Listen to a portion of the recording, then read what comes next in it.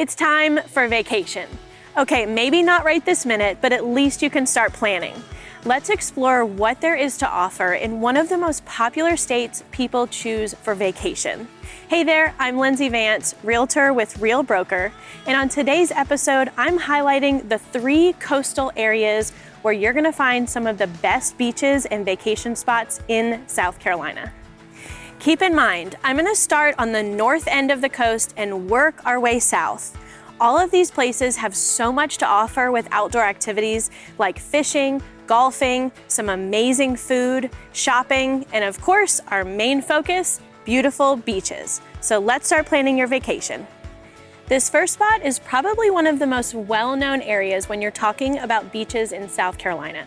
I think it's because it has the most diverse activities than any other area, including family-friendly activities and amusements, shopping, golfing, boardwalk, and a vibrant nightlife. I'm talking about Myrtle Beach. Now this is a little bit different than the other 2 areas I'm going to mention. It's almost one really long beach, actually more than 60 miles long. The general region is called the Grand Strand and is made up of a few different beach towns. Working our way from north to south, you have Little River, North Myrtle Beach, Surfside, Garden City, Murrells Inlet, and Pawleys Island. Now, besides a relaxing day on the beach, there's so much to do and explore throughout the Grand Strand. Some iconic landmarks you need to check out include Brook Green Gardens, a baseball game at the Pelican Stadium, choose from more than 100 golf courses, visit the Marsh Walk at Murrells Inlet, Broadway at the beach, or Market Common. Now for the oldest city in South Carolina, and honestly one of my favorites, Charleston. This is an amazing place to vacation because of the historic charm, incredible architecture, and not to mention, the culinary scene is amazing with top-rated restaurants, and of course that nightlife is pretty active. Now this area is almost like a string of islands. Starting from the north, working our way south, you have Isle of Palms, Sullivan's Island, Folly Beach, Kiowa Island, Seabrook Island, and some might even throw Edisto Island in the mix, though it is the farthest south from Charleston itself. Other than a day at the beach, you can take a historic tour, go golfing, visit some iconic landmarks in the city like the Battery and Fort Sumter, Waterfront Park, and City Market. There are also some photo-worthy places you might recognize, like Rainbow Row and the Pineapple Fountain at Waterfront Park. So we've made it to the southernmost part of the South Carolina coast, Hilton Head Island.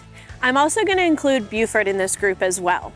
This area is well known for its beautiful beaches, water activities, but more importantly, golf and laid-back lifestyle. This is a great place for vacation if you're looking for something a little more low-key, yet plenty to do. And finally, the variety of beaches you get in the Hilton Head area. As you know, starting from the north and working our way south, there is Hunting Island, St. Helena Island, Fripp Island, Hilton Head Island, and we can't forget about Defusky Island, which is only accessible by boat. There are a few other small towns and islands in this area, but these seem to be the most recognizable. Now let's forget the beach for a minute. I know it's tough, but what if it's not the ideal beach day?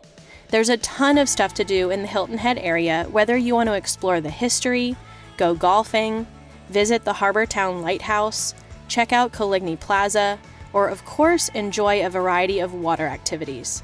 If you find yourself in the Beaufort area, they have a stunning historic district, the Spanish Moss Trail that is 10 miles long, Hunting Island State Park, and the Waterfront Park, just to name a few. I can't help but make this recommendation though. While you're in the area, you must try some Frogmore stew, aka Low Country boil. The Low Country is where it originated, and no, it doesn't have frogs in it. You'll just have to trust me that it's a true staple of South Carolina. One thing to remember when you're visiting any of these areas is to keep an eye on the real estate market. You never know what investments you might come across. After all, where people vacation, there's always potential for investment. Now, this video idea came to mind when I had some great friends and clients call the other day wanting to buy a second home in South Carolina. This summer, they're gonna take a few vacations and explore their options. How cool is that? They're going on vacation and exploring investments? Now, get to planning your vacation and maybe even consider building that investment portfolio. I am so grateful for you tuning in. Thanks so much for watching. I'm Lindsey Vance and look forward to seeing you next time on Living in South Carolina.